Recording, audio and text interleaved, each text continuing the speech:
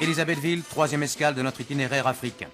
7000 casques bleus, indiens, gurkhas, éthiopiens, tunisiens et suédois tiennent la capitale du cuivre sous la supériorité de leurs armes, de leur nombre et de leur entraînement. Pourtant, les 7000 casques bleus et les 15 000 gendarmes katangais se craignent mutuellement. À chaque sortie de la ville, des barrages.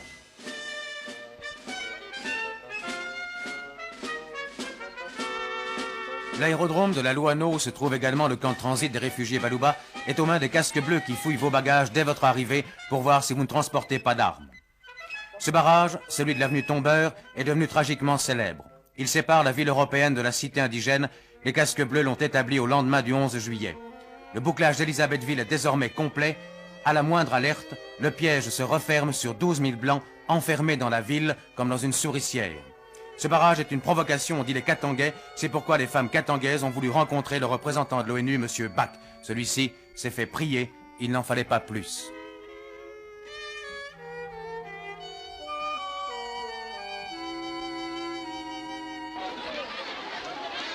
Le matin du 17 juillet, c'était l'explosion.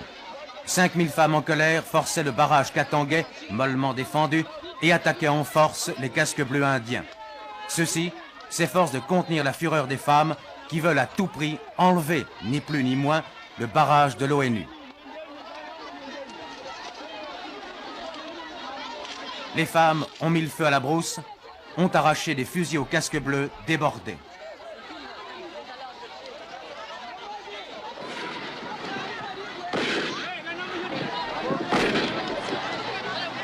Des coups de feu claquent, une jeune femme de 17 ans et un jeune gamin de 6 ans tombent mortellement touchés. Plus loin, un gosse de 7 ans est fauché par une balle dans le poumon. Plus loin encore, 14 femmes sont blessées plus ou moins grièvement. Qui a tiré? Les Katangais, dit-on à l'ONU.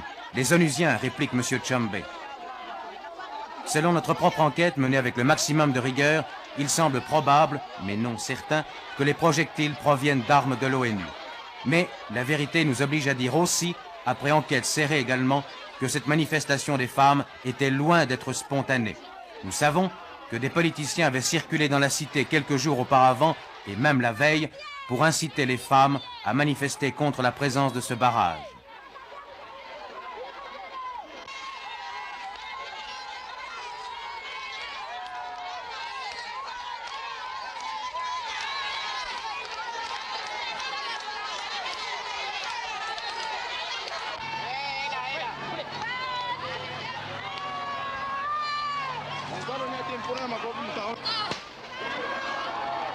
Quoi qu'il en soit, si un troisième conflit doit éclater entre les Katangais et les casques bleus, c'est ici, au barrage de l'avenue Tombeur, qu'il prendra naissance. Jamais l'expression « le feu aux poudres » n'a pris autant de signification qu'ici à Elisabethville, où les nerfs sont à fleur de peau, où la peur engendre la peur.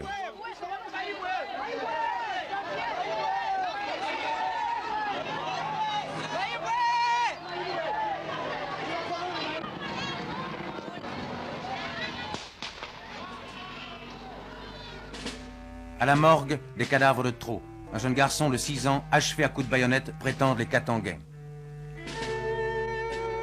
Sur la table d'opération, le jeune garçon de 7 ans, grièvement blessé aux poumons et aux jambes.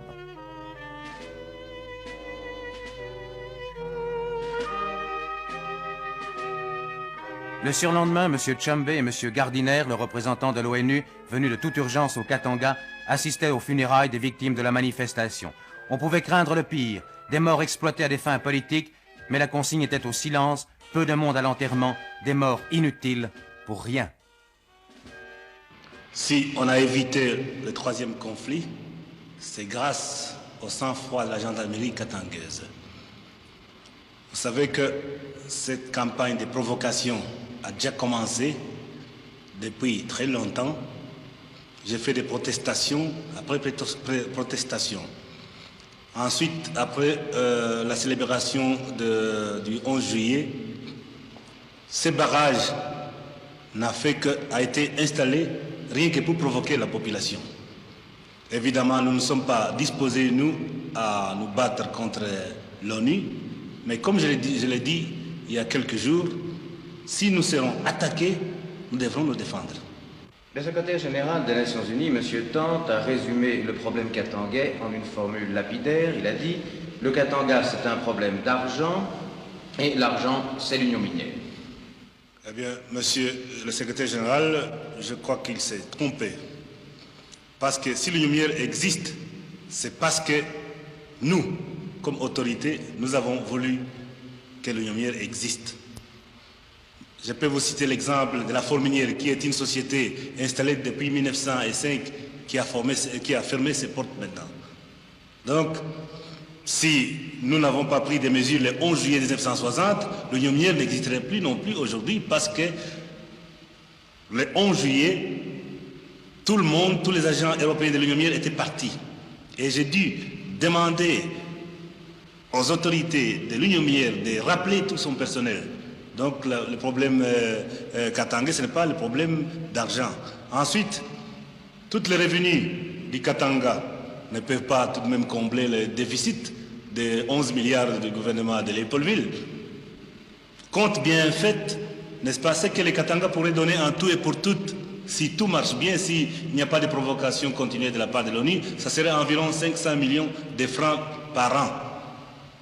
Mais avec 500 millions de francs par an, c'est comme une goutte d'eau dans un grand bassin d'eau. Les conversations que vous avez eues à Léopoldville avec le Premier ministre Adoula ont duré plus de 2 mois, ont occupé plus de 40 séances, mais l'accord semble encore très loin. En fait, quelles sont les vraies difficultés? Les vraies difficultés sont les suivantes. Monsieur Adoula se trouve dans une position très forte. Il n'a pas besoin de négocier avec les Katanga. S'il négocie avec moi, c'est parce que certains pays, n'est-ce pas, le fait pression. Sinon, il n'a pas besoin de négocier avec moi, parce que pour lui, les résolutions du Conseil de sécurité sont suffisantes pour réduire la sécession katangaise. Donc, si on n'est pas arrivé à aboutir à un résultat constructif, c'est parce que un autre élément, et ceci, M. Adoula, n'est-ce pas, me considérant comme un adversaire, qu'éventuellement, si nous nous mettions d'accord avec lui, je pourrais un jour le remplacer.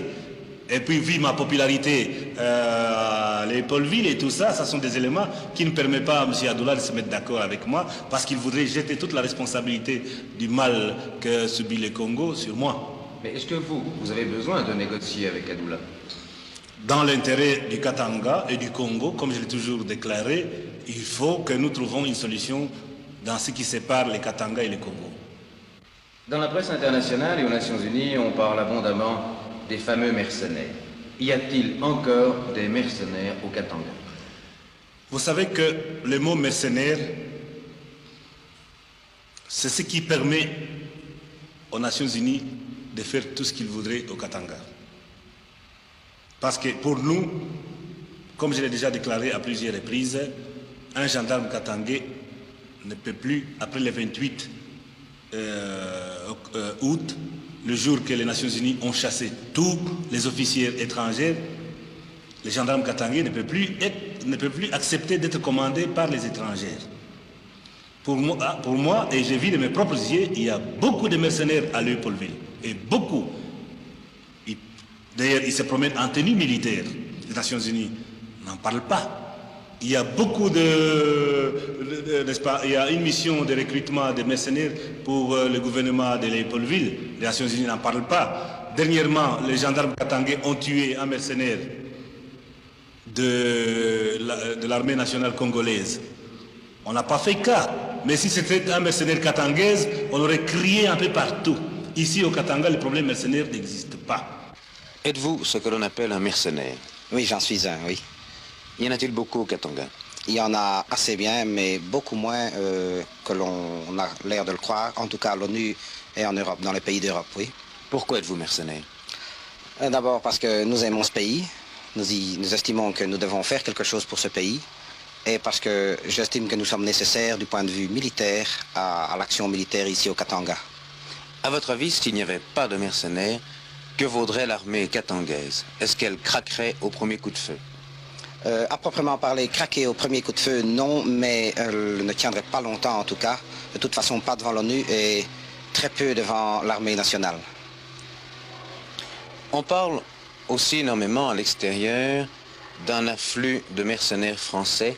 On parle aussi de l'OAS qui risquerait de s'infiltrer au Katanga. Vous faites partie des services de renseignement des mercenaires. Quel est votre avis à ce sujet? Notre président, je dis bien notre président, est contre, 100% contre l'entrée de ces gens-là, vu que l'armée ici n'a pas besoin de ces gens et que jusqu'à présent, nous nous sommes bien défendus sans ces gens. Il y aurait des recrutements à Bruxelles et même à Lyon, des recrutements faits par des Européens. Cette affaire nous inquiète assez, mais nous attendons des renseignements plus concrets pour pouvoir déterminer les infiltrations ici au Katanga. Qu'est-ce que vous pensez, vous, personnellement, d'un recrutement De mercenaires OAS. Personnellement, j'estime que c'est une grosse erreur. De toute façon, elle n'est pas dirigée par les autorités katangaises. À mon avis, c'est une intrigue extérieure. Et en tant que mercenaires et avec mes frères d'armes, nous sommes totalement opposés à l'avenue de ces gens parce que nous estimons avoir fait du travail propre jusque maintenant. Et leur venue ne ferait que gâter les choses qui m'ont l'air d'en être à un bon point actuellement.